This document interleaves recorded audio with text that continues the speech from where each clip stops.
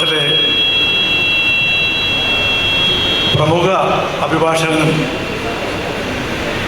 Senior പദവി ലഭിച്ച കഴിഞ്ഞ 50 വർഷമായി കേരള ഹൈക്കോടതിയിൽ പ്രാക്ടീസ് ചെയ്യുന്ന ഏറ്റവും ആദരണീയനായ ടി.പി. ഇബ്രാഹിം സാർ അവർ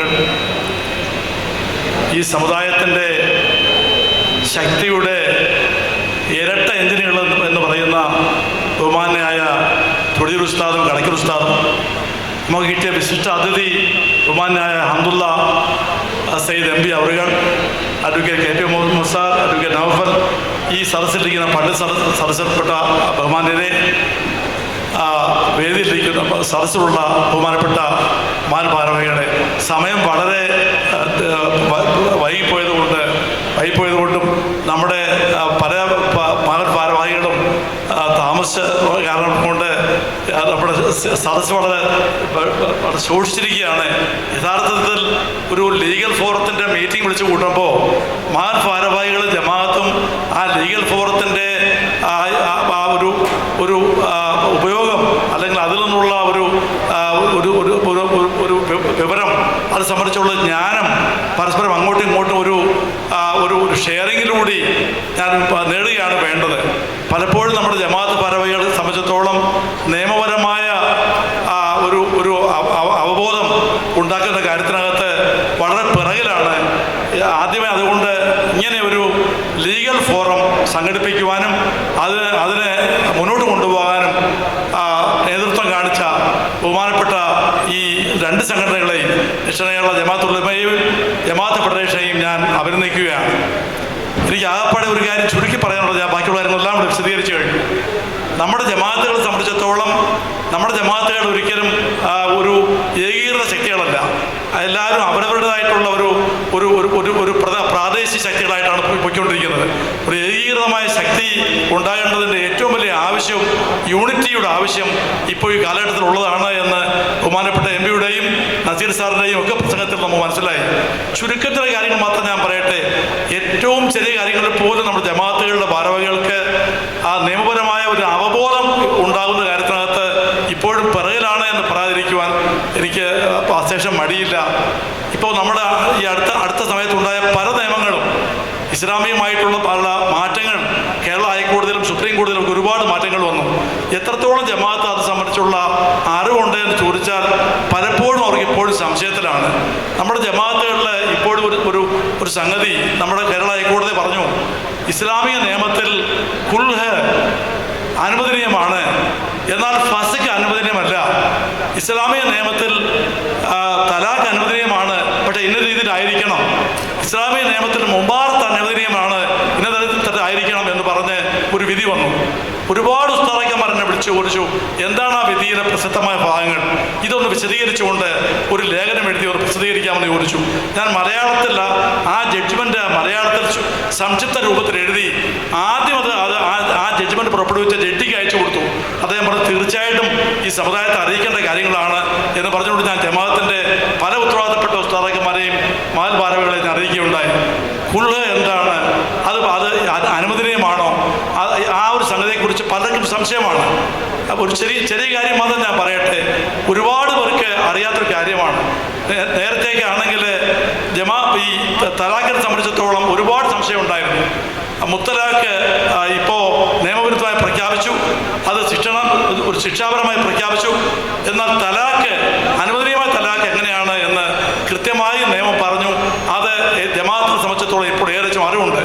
കുൽഹ് എന്ന് പറഞ്ഞാൽ നേരത്തെ ഒരു മുസ്ലിം സ്ത്രീക്ക് ഒരു കാരണവശാലും അവർക്ക് തലാഖിലൂടെ അല്ലാതെ അതിന് 5-6 വർഷം ഒരു കോടതിയിൽ പോയി അല്ലാതെ വിവാഹമോചനം നേടാനൊക്കാത്ത വലിയ ഗതികെട്ട ഒരു അവസ്ഥയിലായിരുന്നു മുസ്ലിം സ്ത്രീകൾ.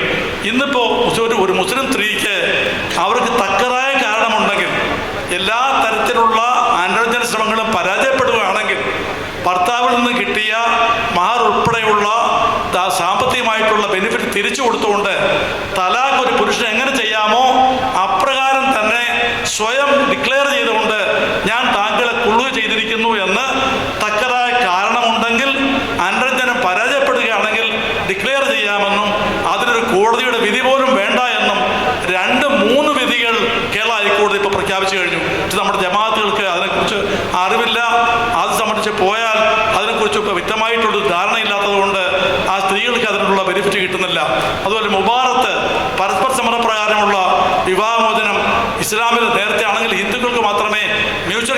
അനുസരിച്ച് ചെയ്യാൻ പറ്റത്തുള്ളായിരുന്നു. ഇപ്പം മുബാറത്ത് ഇസ്ലാമിക നിയമം അനുസരിച്ച് അനുവദനീയമായിരിക്കുകയാണ്. ഒരു കോടതിയുടെ സ്റ്റാമ്പ് ഓഫ് അപ്രൂവൽ പോലും വേണ്ട എന്ന് പറഞ്ഞിരിക്കുകയാണ്.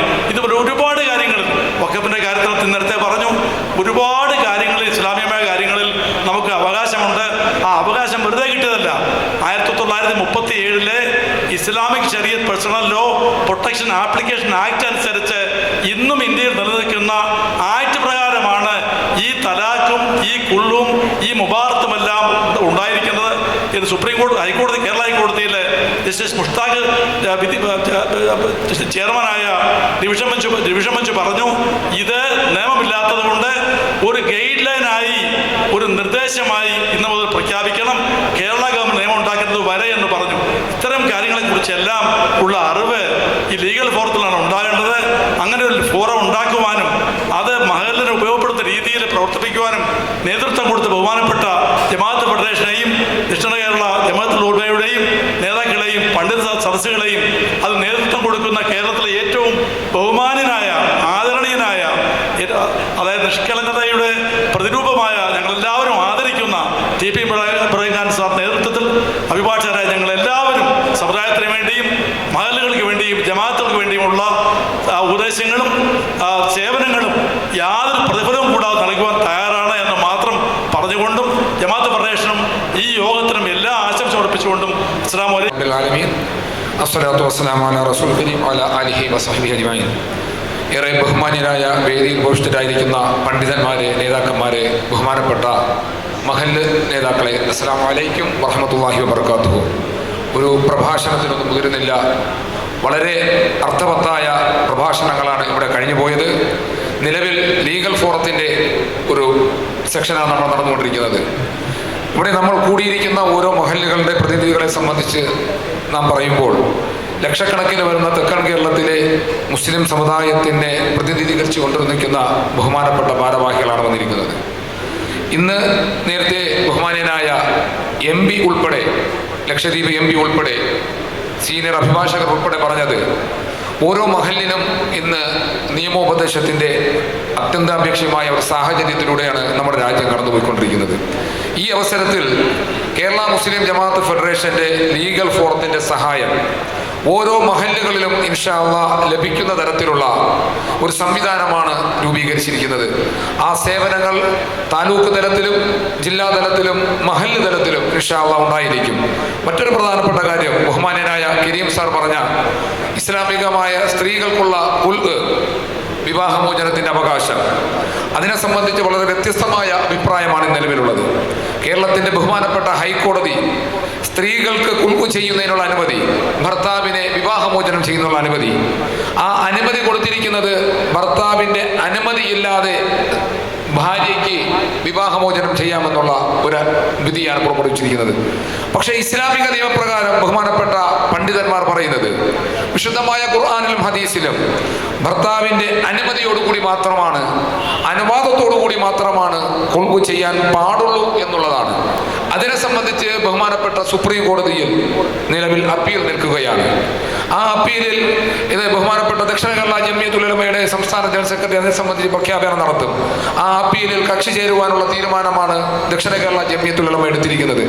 ഈ വിഷയങ്ങളിൽ ഖുൽഉ വരുമ്പോൾ നാം ഏത് രീതിയിൽ ഖുൽഉ ചെയ്യണം, കേരളത്തിൻ്റെ ഹൈക്കോടതിയുടെ പുറപ്പെടുവിച്ച വിധി, അതോടൊപ്പം അതിനുപരി ഇസ്ലാമിക ശരീഅത്ത് എന്താണ് പ്രകടിപ്പിച്ചിരിക്കുന്നത്, ആ ഇസ്ലാമിക ശരീഅത്തിൻ്റെ ആഹ്വാനങ്ങൾ അനുസരിച്ചുകൊണ്ട് അത്തരത്തിൽ കാര്യങ്ങൾ മുന്നോട്ട് കൊണ്ടുപോകുമ്പോൾ നാം ഖിയാമത്ത് നാൾ വരെ നിലനിൽക്കുന്ന ഒരു തലമുറയ്ക്ക് രൂപം നൽകേണ്ട നാം ആ തലമുറകൾക്ക് അനാശാസ്യമായ രീതിയിൽ, അവിഹിതമായ രീതിയിൽ ഒരു സന്താന പരമ്പരകൾ ഉണ്ടാകാതിരിക്കുന്നതിലേക്ക് വേണ്ടി മഹല്ല് കമ്മിറ്റികളുടെ മുന്നിൽ വരുന്ന വിവാഹ അപേക്ഷകളെക്കാൾ കൂടുതൽ വിവാഹമോചന കേസുകളാണ് നമ്മുടെ മഹല്ല് കമ്മിറ്റികൾ കൈകാര്യം ചെയ്തത്. ആ അവസരത്തിൽ പണ്ഡിതന്മാരുടെയും അതോടൊപ്പം ഇസ്ലാമികമായ അവബോധമുള്ള അഭിഭാഷകരുടെയും നിയമോപദേശം തേടിക്കൊണ്ട് ചെയ്തില്ലെങ്കിൽ നാം ഓരോരുത്തരും പ്രതിനിധീകരിക്കുന്ന മഹല്ല് ജമാഅത്തുകൾ നാം അള്ളാഹുവിന്റെ മുന്നിൽ ഒരു വല്ലാത്ത കുറ്റത്തിന്, ഒരു തലമുറയ്ക്ക് ഹറാമായ രീതിയിൽ ഒരു തലമുറയ്ക്ക് സംഭാവന നൽകിയാൽ അതിന് നാം നാളെ അള്ളാഹുവിന്റെ മുന്നിൽ സമാധാനം ബോധിപ്പിക്കേണ്ടി വരും. അത്തരത്തിലുള്ള വിഷയങ്ങൾക്ക് അറുതി വരുത്തുന്നതിലേക്ക് വേണ്ടിയാണ് ബഹുമാനപ്പെട്ട ദക്ഷിണ കേരള ജംഇയ്യത്തുൽ ഉലമയുടെ നേതൃത്വത്തിലും കീഴിലുമുള്ള കേരള മുസ്ലിം ജമാഅത്ത് ഫെഡറേഷൻ ഒരു ലോയേഴ്സ് ഫോറത്തിന് രൂപം നൽകിയിരിക്കുന്നത്. ആ ലോയേഴ്സ് ഫോറം ജില്ലാതലത്തിലും സംസ്ഥാന തലത്തിലും താലൂക്ക് തലത്തിലും മഹല്ലുകൾക്ക് വേണ്ട എല്ലാ രീതിയിലുള്ള ഉപദേശ നിർദ്ദേശങ്ങളും നിങ്ങളോടൊപ്പം ഉണ്ടാകുമെന്ന് മാത്രം അറിയിച്ചുകൊണ്ട് ഈ മഹത്തായ നേതൃസമ്മേളനത്തിന് എല്ലാവിധ ഭാവുകങ്ങളും അള്ളാഹുവിന്റെ അനുഗ്രഹവും ഉണ്ടാകട്ടെ എന്ന് ആത്മാർത്ഥമായി പ്രാർത്ഥിച്ചുകൊണ്ട് വരുന്ന ഉച്ചയ്ക്ക് ശേഷമുള്ള സെഷൻ ആരും പിരിഞ്ഞു പോകരുത്. വളരെ പ്രധാനപ്പെട്ട ക്ലാസ്സാണ് നടക്കുന്നത്. അതിൽ പങ്കാളികളാകണമെന്നും അഭ്യർത്ഥിച്ചുകൊണ്ട് നിർത്തുന്നു.